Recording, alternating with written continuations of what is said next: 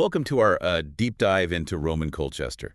We're going to be uncovering some really fascinating history, and it's all from stuff found underneath houses, like normal houses. Yeah, like right under people's feet. It kind of makes you wonder what could be under your floorboards right now. It's pretty remarkable, isn't it? And Colchester, it's not just any Roman town. This was their first capital in Britain, a real center, like bustling with power and trade and all that. A real hub then, not just, a couple little settlements.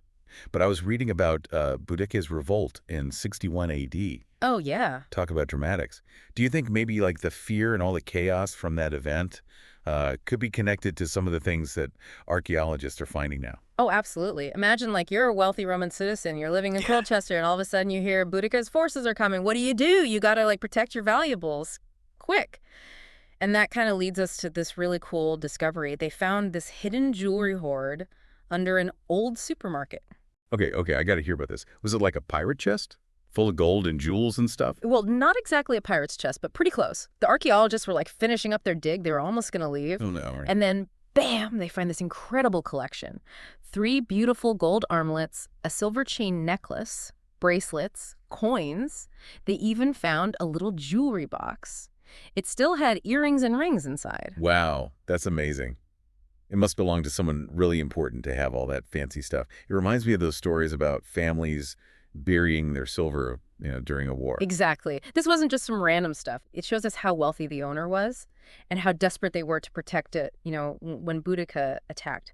But here's the really interesting part. They found everyday things, too, with the jewelry. Pieces of a purse, a wooden bowl, and get this, charred food. Charred food? Yeah. Dates, figs, wheat, peas, grain. All blackened from the fire, probably when the house burned down during the revolt. It's like a little moment frozen in time. You think about that person burying their treasure as their city is burning around them. What were they thinking? Will we ever know their story? It makes history feel real, doesn't it? Like it was real people. It really does. And this is just one of many amazing finds under the streets of Colchester. The jewelry hoard is cool and all, but there's so much more, like those beautiful mosaics they found in some of the Roman homes. Oh, yeah. I read about those. The detail is unbelievable. There's one with a lion hunting, right? Yeah. It's crazy to think about something that beautiful under a supermarket. It is incredible, isn't it? You could be walking across a supermarket and have no idea that below you is this vibrant scene frozen in time from, Roman life. And it shows us that Colchester wasn't just a military base or something. There was a whole artistic culture here. These wealthy Romans were decorating their homes with beautiful art, showing off their taste and their status and all that. Makes you think about all those wealthy Romans traveling through Colchester. That reminds me of another discovery, the ruins of Amancio. It was like a Roman hotel, right? Did people come from all over the empire and stay there? Oh, yeah, absolutely. Amancio was way more than just a place to sleep. It was a really important part of the Roman road network. Oh, wow. Imagine all these roads going across the entire empire, all meticulously planned out, perfectly built. Officials, merchants, travelers, they all needed these mansions, for lodging, food, fresh horses, a chance to meet other people from across the empire. It's hard to imagine how big the Roman Empire really was. Yeah. It's amazing to think you could travel from Rome all the way to Colchester, and find a nice place to stay. Yeah. Thanks to this whole system they built. It almost sounds like what we have now in our modern highway system.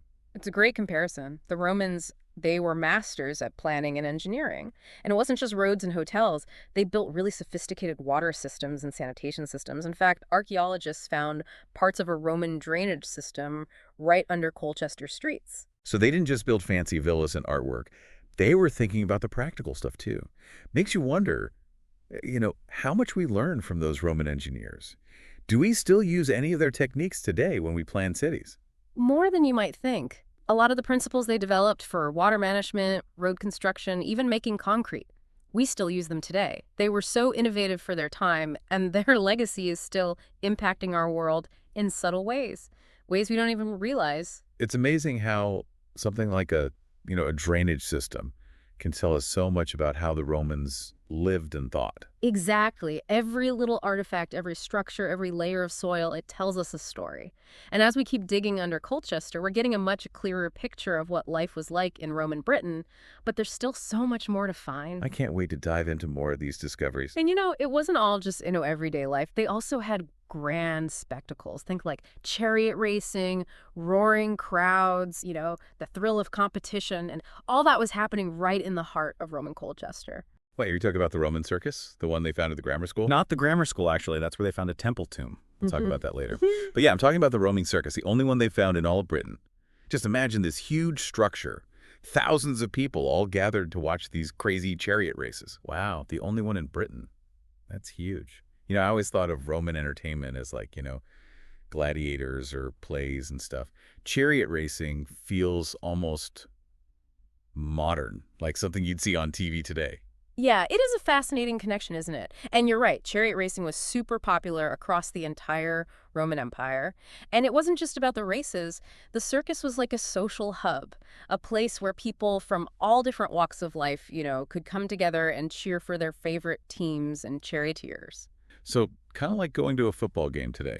You got your diehard fans, the Eh, rivalries, the sense of community. Exactly. It was like a shared experience, a way for people to connect with each other and with Roman culture as a whole. And it wasn't just about entertainment either.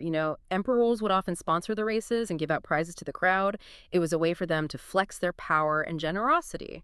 It makes you think about how powerful entertainment is, how we can, transcend time and culture. We're still drawn to the same things today, whether it's a chariot race in ancient Rome or, a football game now. But all this excitement about the circus makes me think about the other side of Roman life. The reverence for the dead. What about those 50 or so Roman burials they found at the former Essex County Hospital site? What can those tell us about how the Romans viewed death and burial? That's a good point. Because finding so many burials at a site that also has evidence of daily life, like the ovens we talked about, well, it tells us they had a complex relationship with death. It wasn't just a case of out of sight, out of mind. That's interesting. You'd think that in a big bustling city like Roman Colchester, they would have, designated areas outside the city walls for burying people. But finding them right next to ovens and homes suggests a different kind of connection. Exactly. And the way these burials were done, the items they buried with the deceased, all these things give us clues about what they believed about the afterlife. Some graves had pottery jewelry, even coins, things they thought the deceased could use in the next world. It's like they thought those items would be useful in the afterlife, like packing a suitcase for a long trip. Do we know anything about specific beliefs they had about what happens after death? It was pretty complicated, actually. They drew from all these different myths and traditions. Some Romans believed in like a dark underworld ruled by Pluto, while others thought it was more peaceful, like a paradise where good people were rewarded. But the fact that they were so careful about burying their dead and often included things in the graves, well, it tells us they really believed death wasn't the end. It was a transition to another realm. It makes you appreciate the human need to understand death, to find meaning in it. It's something that connects all of us across time and culture. Absolutely. And this reverence for the dead shows up again in another amazing discovery. The temple tomb you mentioned earlier, the one they found at Colchester Royal Grammar School, this wasn't just any grave. It was this grand structure that was part temple, part tomb. So it was like a big statement meant to honor someone really important. Exactly. They usually built temple tombs for wealthy and powerful people. They were used for both worship and burial. They were often decorated with beautiful carvings and statues, showing off the skill of Roman artists and how much they valued honoring the dead. That's amazing. We talked about how good the Romans were at engineering with their roads and drainage systems and stuff. But their art is really impressive too. The mosaics, the temple tombs, it's clear they really appreciated beauty and, good craftsmanship. Absolutely. And it reminds us that there was so much more to Roman culture than just military power. They had a really rich and vibrant art tradition that influenced everything they did, from their homes to their religious places to their burials. But speaking of homes, remember the Mansio we talked about earlier? The Roman hotel? I just realized something. If this Mansio was such an important stop on, all those Roman roads, it must seen a lot of interesting people come and go. Do we know anything about who might have stayed there? Well, we don't have any guest books from back then, unfortunately, but we can guess based on where the Mansio was and who had been traveling on the roads. So who are we talking about? Merchants, government officials, maybe even like some ancient celebrities? All of the above are possible. Imagine a rich merchant traveling, from Gaul to Londinium with all of his goods, or a Roman official on a mission to check on the provinces. They would have needed a place to rest along the way, and the Mansio in Colchester would have been the perfect spot. It's like a picture of this bustling hub full of people from every corner of the Roman Empire, sharing stories and experiences, almost like a little mini Roman society. Yeah, and it shows us how important Colchester was. It wasn't just a place you pass through on your way to somewhere else. It was a destination, a place where commerce and culture thrived. Thinking about the Mancio and all those roads makes me think about how important infrastructure is, not just in Roman times, but today too. It's easy to forget about our roads and transportation and all that, but they're essential for connecting people and ideas, just like they were back then. That's a really important point. The Romans knew that if they wanted a strong empire, they needed to be connected. Their roads and all their infrastructure wasn't just about engineering. It was the lifeblood of their civilization. It helped them with trade, communication, cultural exchange. And even though their empire is gone, their infrastructure is still influencing how we build and connect our world today. It reminds us that even the boring parts of a civilization can have a big impact on history. But we're just scratching the surface here. There's still so much more to discover in Roman Colchester. It's amazing, when you think about how big and complicated the Roman Empire was, it's easy to get lost in all of that. But these discoveries in Colchester really remind us that history is about people. That's right. It's not just about, emperors and big armies and stuff. It's about the people who actually lived and worked and created things, in that empire. And every time we find something new, it helps us understand them better, their lives and their world. Speaking of finding things, those mosaics we talked about, Yeah. they weren't just there to look pretty, were they? No, not at all. They were like visual stories. The Romans would use them to show myths or historical events, even just everyday life. Yeah. They were a way to show off their wealth and status, but they also told us about their beliefs and values. Right. We talked about the one with the lion, but there's another one with a hunting scene too, right? Yeah. Can you imagine walking on that artwork like 2,000 years ago? Do we know anything about the people who made these mosaics? Well, we don't usually know their names, unfortunately, but we know they were really skilled. They probably worked in workshops or traveled around getting hired by wealthy people to make these things. The designs are so detailed and the tiles are placed so perfectly. Yeah. It's amazing. They weren't just, craftspeople. They were real artists. Those mosaics make me think about Colchester itself. Like on the surface, you have this modern town, but underneath there's all these layers of history, each one showing us something different about the past. And every discovery, like those mosaics, adds another piece to the puzzle. That's a great way to think about it. And speaking of layers, let's go back to those burials. We talked about those 50 burials. Remember, they were found in a place that also had evidence of, everyday life, like those ovens. That's really interesting, isn't it? Yeah. Finding those two things together. It is. It makes me think about how the Romans thought about death. It seems like they were okay with it being around them all the time. Not something to be afraid of or hide away. Yeah, I think you're right. Death was just a normal part of life for the Romans. People didn't live as long. Diseases were everywhere, and there was always the threat of war. So it makes sense that they would have been more, matter of fact about it. It also makes me wonder about what they believed happened after you died. We talked about the stuff they buried with people and all the different ideas they had about the afterlife. Do you think those beliefs helped them cope with death? I'm sure they did. Religion was really important in Roman life. It helped them understand the world and their place in it. Whatever they believed about the afterlife, like a dark underworld or a place for good people, it would given them hope, that there was something beyond this life. It just goes to show you that no matter what time period or culture, people are always looking for meaning in death. It connects us all. Definitely.